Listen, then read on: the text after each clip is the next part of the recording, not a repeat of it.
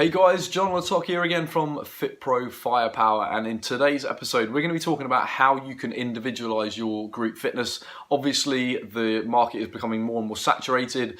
We've moved through the period of just doing huge boot camps and getting people to sort of run around a park doing push-ups and sit-ups, and if you are not finding ways to really increase the value of what you do and move out of the sort of crowded market space, then you're going to end up in a price war and ultimately everybody loses. So in this episode we're going to be looking at how you can individualize things, how you can use that to charge premium prices and really attract clients who want to get amazing results.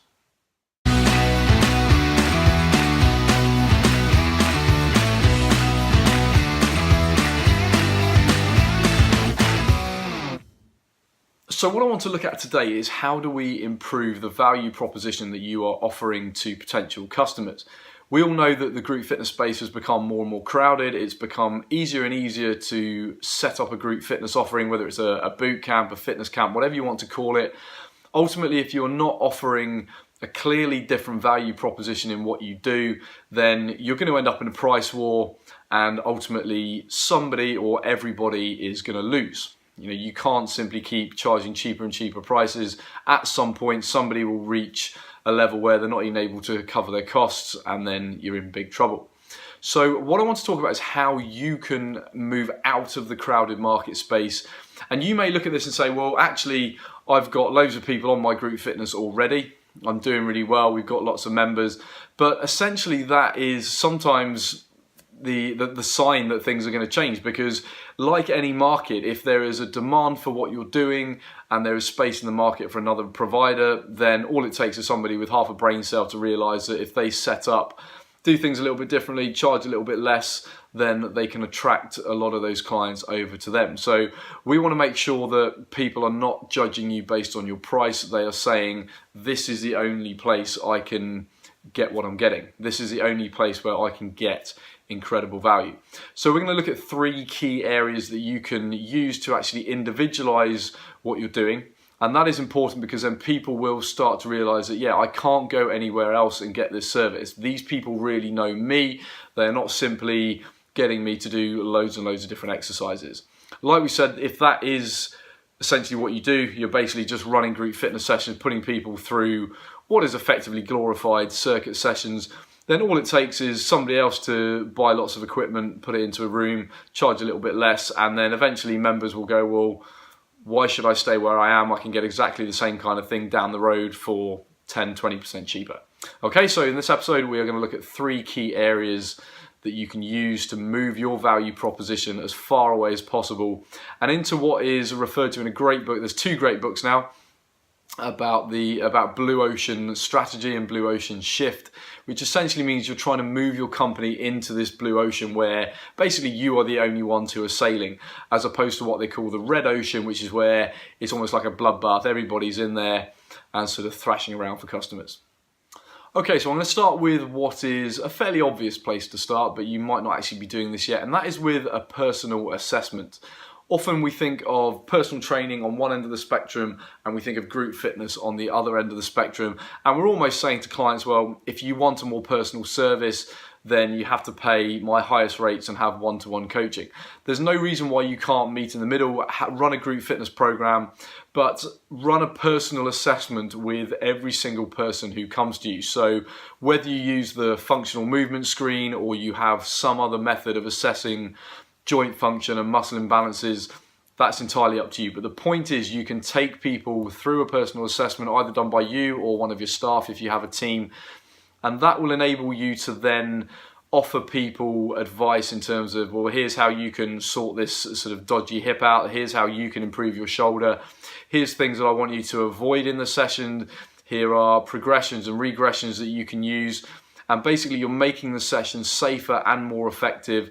And in the long run, obviously, you're going to get people much better results because you're helping them move past their personal sticking points and their personal obstacles. It may also include non-physical things. So you're going to say to people, okay, well, we're going to look at your nutrition. We have a coaching program for nutrition.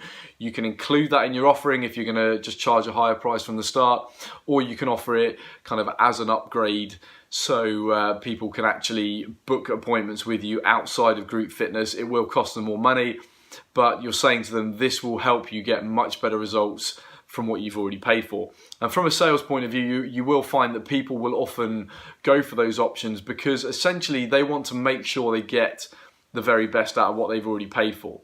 So it's the same concept. We can look at other industries. For instance, like if you buy a new car and then they say to you, look, you could actually go 20 miles an hour faster if we put these wheels on, if we fit these tires. How would you like to improve your driving experience? We'll put the Bose sound system into your car as opposed to the basic one. That's essentially what we're saying is, look, you've already made this purchase, but you can get much better results from it if you upgrade. So that is sort of one area you can look at, is offering personal assessments. Both you can look at mindset, we can look at nutrition, and obviously we can look at the sort of physical side of it in terms of joint function and movement and so on. So the second concept I want to bring to your attention is neurotyping, and this is pretty new in fitness circles, something that I have learnt off Christian Thibodeau. He was the one who introduced me to this, and it's a very important concept in terms of making sure that people are on a program that suits both their personality type and dominant neurotransmitters and hormones within their brain and their body, so that the training suits them and they suit the training. So in a nutshell, what we're doing is putting people into three broad categories of novelty seeker, harm avoidance, and reward dependent. So I'm not going to go into all of the details, but to give you an example, a harm avoider is the kind of person who doesn't like to do loads and loads of different stuff. So at the moment, the fitness industry is going crazy for the sort of CrossFit style workouts and turning up for group training pretty much without any idea what is going to happen. We don't know what the session is going to be. We're kind of excited about it, a little bit nervous. And that kind of training will suit a novelty seeker, but it doesn't suit a harm avoidance personality type. These people like to do the same things for quite a while. They like to be able to practice things. They like routine. They like to know that they're getting better and better and better at what they're doing, partly from a safety perspective and partly because they don't want to be embarrassed by constantly doing new stuff that they are bad at. So that's just like one example, but it goes to show how if you think about your group fitness, you've got somebody who's coming in, they're already nervous. We all know that some people are so nervous to the point of tears and literally peeing their pants when they come in for their first boot camp session. If you're training people like that and they start to see that this group fitness program is, there's loads of variety, everything's different each week, that can actually cause them a lot of anxiety. And we all know that most people are kind of suffering massively from anxiety already, so increasing that is not going to be a good thing.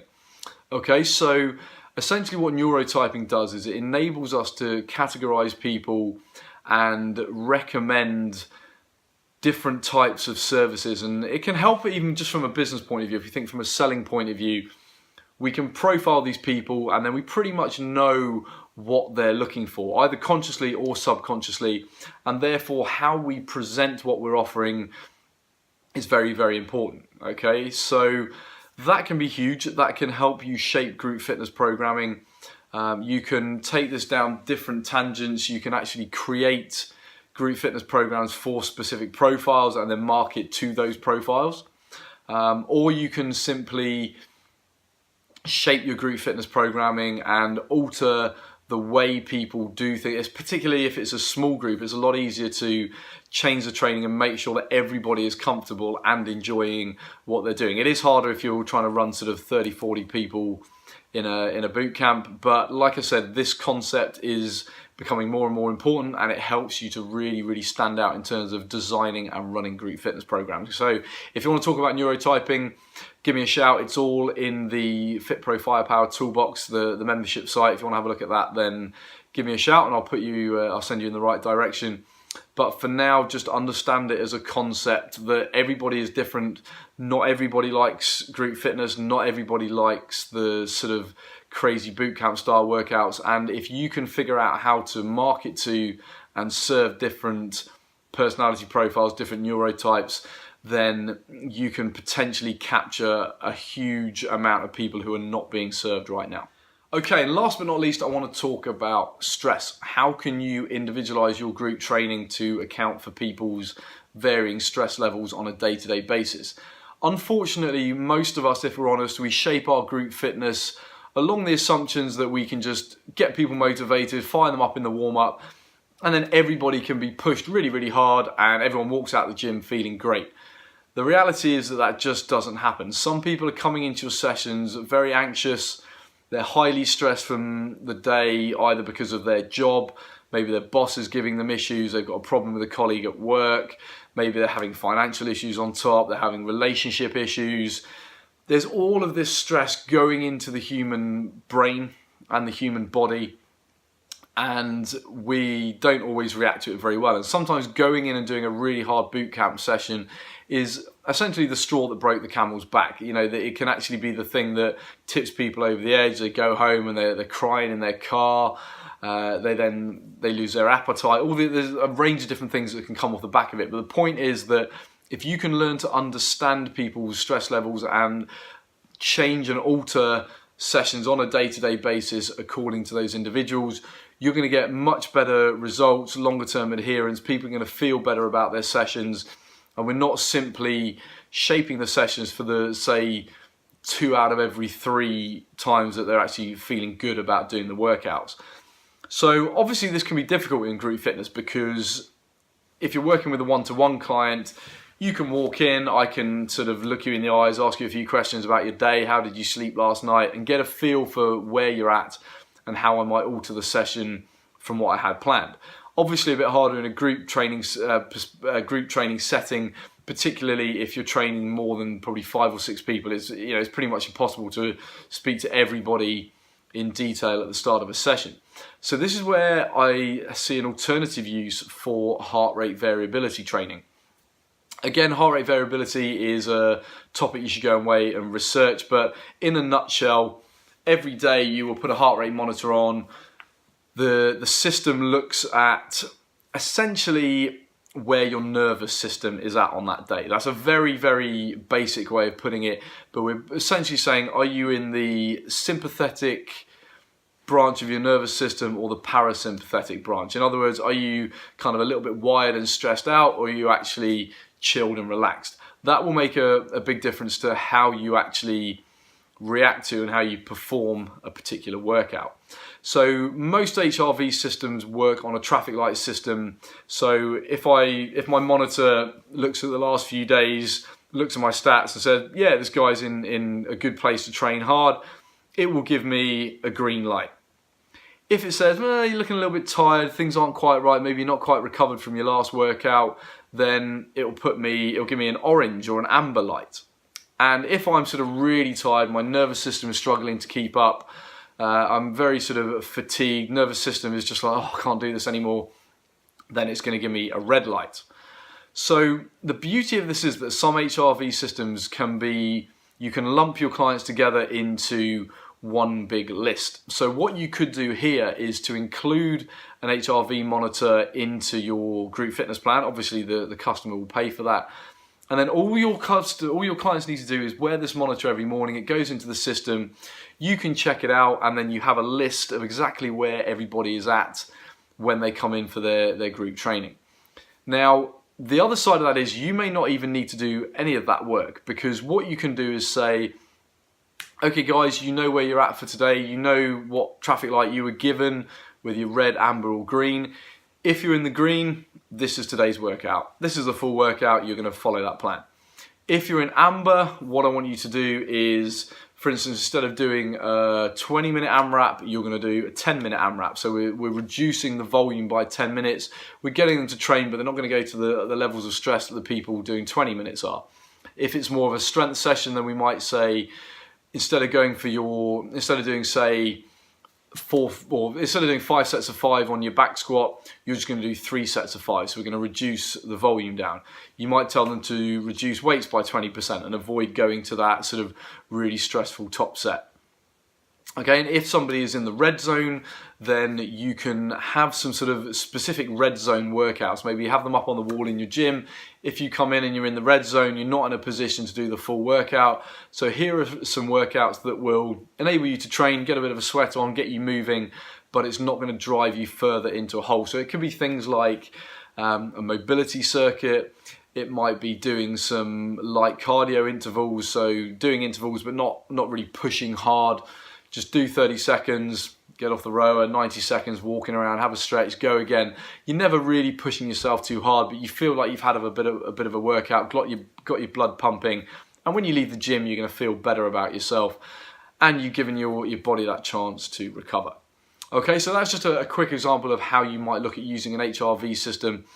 Very, very simple to do. Like I said, you may not actually have to do anything at all other than simply sell your customers an HRV monitor. And then it is up to them to know what traffic light they were in that day and then to train accordingly. So you simply need to give different options within your workouts. Okay, so that is 3 simple areas that you can look at in terms of individualizing your group fitness. How you shape that in terms of your offering is entirely up to you. You may say, right, I'm just going to up my prices and this is a necessary and sort of obligatory part of what we do. So you must have a personal assessment, but you're going to sort of pay for that time. It's maybe sort of included in the price. You can look at it as maybe it's an upgrade. You say, well, this is our basic package. You just turn up for your sessions and largely hope for the best. Or you can actually pay as an individual upgrade if you want to come for a personal assessment, you want to come for a nutrition consultation, you want to be HRV monitored. Maybe people can choose to do that. And that helps you coach them better. Otherwise, it's just a case of, well, you have to do the workout and hope you're okay. There's various ways you can structure it. It can, like I said, it can either be part of what you do, literally part of the fabric of what you do. Everybody is part of this sort of premium group where the offering is vastly improved, or you offer it as upgrades, and those people who want to get the most out of their training and are willing to pay a little bit extra can do so. So that's entirely up to you. You might want to, if you're a little bit like, not sure how this is going to work, then try it, offer the upgrades, see how many people go for it, see the results it gets. And often what you'll find is people will be looking at the ones who've taken those extra steps, they're like, oh wow, yeah, you seem to be getting much better results, and they will go away talking about it, and then that will build interest in the sort of change in how you do things. Okay, so hopefully that gives you some cool ideas how you can improve your value offering, how you can step out of a crowded market. As always, if you have any questions, fire them over. You can find me at john@fitprofirepower.com. Get on Instagram, fitprofirepower, or you can obviously find me on Facebook. Thanks for tuning in. Make sure you check out all the episodes. Make sure you subscribe to the Fit Pro Firepower YouTube channel, and I will see you on the next episode.